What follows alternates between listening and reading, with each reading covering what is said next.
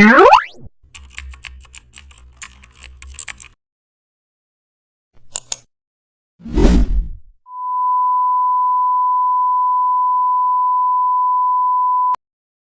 back to the channel. Don't forget to like, share and subscribe for more updates.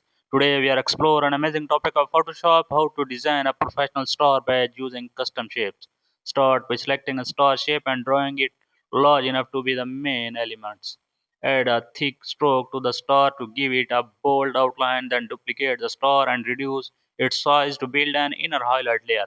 Now apply a golden gradient to the inner star for a premium effect. Add circular shape behind the star to create a medal style look. Run all circles and stars to maintain perfect symmetry. Add inner shadow to increase the depth between each layer. Place small decorative shapes around the star for detailing. Insert text in a circular patch around the star if needed. Now add a subtle textures overlay for